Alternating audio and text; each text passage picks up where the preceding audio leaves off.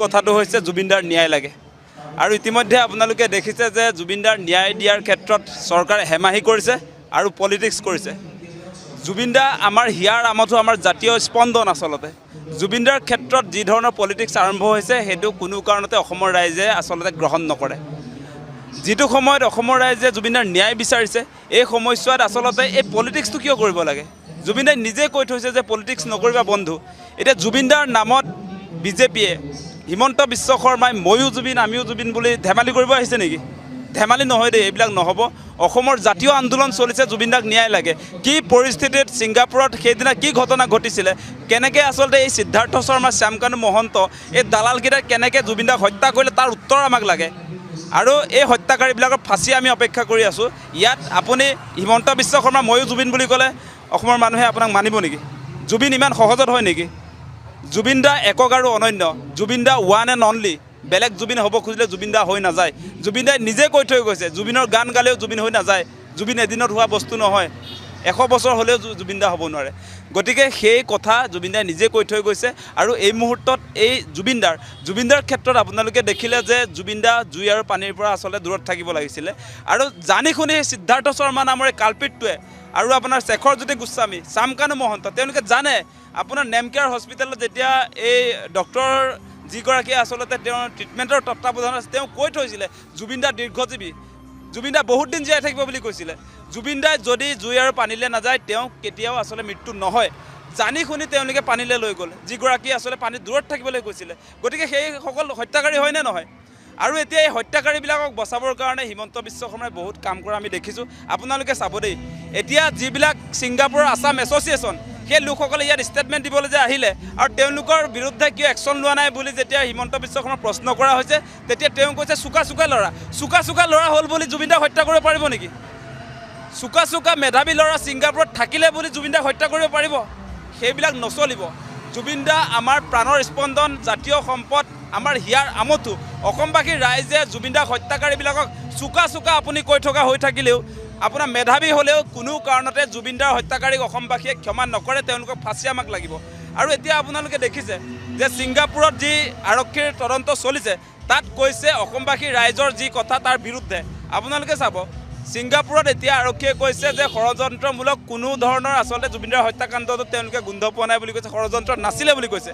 আপোনালোকে নাজানে ন, আপোনালোকে জুবিনদা কোন সেই কথা বুজি নাপায়। জুবিনদাৰ আপোনাৰ ডাক্তৰৰ আচলতে ষ্টেটমেণ্ট কি জুবিনদাক লৈ সেই কথা পুলিচে জানে নেকি? ছিংগাপুৰ আৰক্ষীয়ে জুবিনদাৰ হেল্থ ষ্টেটাছ জানে নেকি? তেওঁলোকে কেনেকৈ ক'ব পাৰে আপোনাৰ একো নাছিলে বুলি? জুবিনদাই পানীত যাব নোৱাৰে, পানীত নমাই দিলে তাতকৈ ডাঙৰ ষড়যন্ত্ৰ কি লাগে? গতিকে আমাৰ কথা স্পষ্ট, যিকেইটা কালপিতে জুবিনদাক হত্যাৰ মুখলৈ ঠেলি দিলে তেওঁলোকৰ আচলতে আমি ফাঁচি বিচাৰি আছোঁ। এতিয়া মিঠাতেল আমি বিচাৰি থকা নাই, মুখ্যমন্ত্ৰীয়ে যি দিব খুজিছে। এতিয়া আলু দিব ফ্ৰীকৈ, মিঠাতেল দিব। আজি আপোনাৰ দিৱালীত বোলে তেওঁ ফটকা কিনিবৰ ফুটাব, এনেকুৱা মানে লজ্জাহীন মুখ্যমন্ত্ৰী থাকে নেকি? আকৌ তেওঁহে হ'বলৈ যায় জুবিন। লাজ নাই আপোনাৰ? মুখ্যমন্ত্ৰী আপোনাৰ লাজ আছেনে নাই? সঁচা নে পাগল হৈছে মানুহটো? জুবিনদাৰ আপোনাৰ মৃত্যুৰ পাছত আমাৰ মনত একুৰা জুই জ্বলি আছে, আমি শান্তি পোৱা নাই, খাবও পৰা নাই, শুবও পৰা নাই। এই মুহূৰ্তত কেনেকৈ আপুনি ফটকা ফুটাবলৈ ক'ব পাৰে বাৰু? আপোনাৰ মেণ্টেল ষ্টেটাছটো কি অৱস্থাত আছে আচলতে? আৰু সিদিনা খানাপাৰাত কৈছে ঝুমুৰ নৃত্য কৰা কোনে বিয়া পাতিলি। বিয়াৰ হিচাপ আপোনাক আচলতে ল'বলৈ অসমৰ ৰাইজে দিয়া নাই। অসমৰ ৰাইজে কৈছে জুবিনদাক ন্যায় দিয়ক, আপুনি বিয়াৰ কথা সুধি আছে। আপুনি কি কয় আচলতে? আপুনি সঁচাকৈ কৈছে মুখ্যমন্ত্ৰী ডাঙৰীয়া বহুত অন্যায় কৰি আছে। অসমৰ ৰাইজে এই মুহূৰ্তত জুবিনদাৰ ন্যায় বাদ দি একো কথা বুজি নাপায়, একো কথা নাজানে। এতিয়া যি কথাই নকওক কিয় আমাৰ মূল কথা জুবিনদাৰ ন্যায়। আৰু হিমন্ত বিশ্ব শৰ্মাই তেওঁ নিজে শ্যামকানু মহন্তৰ লগত এটা ঘৰুৱা সম্পৰ্ক থকাৰ কাৰণে জুবিনদাক ন্যায় দিব বিচৰা নাই। এতিয়া আপোনালোকে দেখিব যে শ্যামকানু মহন্ত যিগৰাকী সেইগৰাকীক আচলতে বিজেপি আৰ এছ এছৰ যিগৰাকী মেইন মানুহ তেওঁৰ লগত পৰিচয় কৰা দিছিলে। আপোনালোকে জানে হিমন্ত বিশ্ব শৰ্মাৰ লগত শ্যামকানু মহন্তৰ কেনেকুৱা ধৰণৰ ৰিলেশ্যন সেই কথা জানে। আজি হিমন্ত বিশ্ব শৰ্মা বিজেপিত যে আছে, শ্যামকানুহঁতৰ পৰিয়ালেই বিজেপিত তেওঁ লৈ গৈছিলে।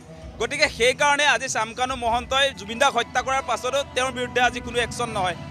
SITৰ তদন্তত আপোনালোকে দেখিছে শ্যামকানু ঘৰটো আচলতে চিল কৰা হৈছিলে, সেই ঘৰৰ তলা খুলি তেওঁৰ ঘৈণীয়েকে ৰাতি শুৱে তাত।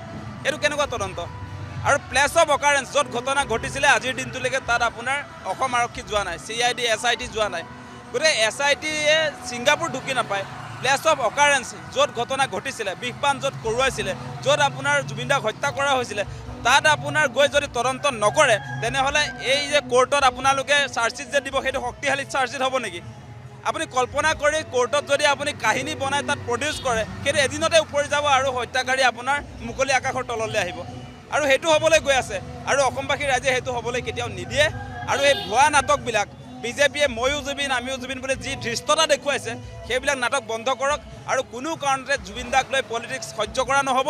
আমাৰ জাতীয় সংগ্ৰাম hashtag justice for Zubeen Garg এয়া ৰাজপথতো হ'ব। এতিয়া ইতিমধ্যে ছ'চিয়েল মিডিয়াত 2 মিলিয়ন অতিক্ৰম কৰিছে আৰু তাৰ বিৰুদ্ধে তেওঁ বিজেপিয়ে আপোনাৰ অসমবাসী ৰাইজৰ বিৰুদ্ধে জুবিন দাৰ বিৰুদ্ধে তেওঁলোকে আন্দোলন কৰিব। জুবিন দাৰ আদৰ্শ প্ৰচাৰ কৰিম বুলি কয় আৰু জুবিন দাৰ আদৰ্শ প্ৰচাৰ কৰা মানুহবিলাকৰ আপোনাৰ ৰাতিপুৱা শুই উঠাৰ পৰা ৰাতিলৈকে হিন্দু মুছলমান নহ'লে আপোনাৰ ৰাতি টোপনি নাহে। সেইবিলাক কেনেকৈ জুবিন দাৰ প্ৰচাৰ কৰিব? আজি আপোনালোকে জানে জুবিন দাই কাৰ বিৰোধিতা কৰিছিলে, হিমন্ত বিশ্ব শৰ্মাই কাৰ সমৰ্থন কৰে? জুবিন দাই মানুহৰ কথা কৈছিলে, জুবিন দাই ধৰ্ম আপোনাৰ ভাষা এইবিলাকক লৈ আপোনাৰ কেতিয়াও আচলতে মানুহৰ মাজত ক্লাছিফিকেশ্যন অনা নাছিলে। এতিয়া হিমন্ত বিশ্ব শৰ্মাই বোলে জুবিন দাৰ আদৰ্শ প্ৰচাৰ কৰিব। কি আদৰ্শ প্ৰচাৰ কৰিব? যদি জুবিন দাৰ আদৰ্শ প্ৰচাৰ কৰে তেনেহ'লে আপোনালোকে প্ৰথম দিনটোত কা বাতিল কৰিব লাগিব। আপোনালোকে হিন্দু মুছলমানৰ ৰাজনীতি নকৰোঁ বুলি আচলতে সংবাদমেল পাতি আপোনালোকক মাতি আনি তেওঁলোকে ঘোষণা কৰিব লাগিব। সেয়া জুবিন দাৰ আদৰ্শ আছিলে। জুবিন দাই নিজে কৈ থৈ গৈছে মোৰ কোনো জাতি নাই, মোৰ কোনো ধৰ্ম নাই। বিজেপিয়ে পাৰিব নাই সেই কথা ক'ব? সেই কথা যদি ক'ব নোৱাৰে ময়ো জুবিন আমিও জুবিন বুলি কথা কৈ আপোনালোকে আচলতে মূৰ্খৰ স্বৰ্গত বাস কৰিছে সেই প্ৰমাণটো নিজে নিজে দি নল'ব। সেই কথাটো আমি স্পষ্ট কৰিছোঁ। আমাৰ মূল কথা হৈছে জুবিন দাৰ ন্যায়, তাৰ বাদে আমি একো বুজি নাপাওঁ। জুবিন দাক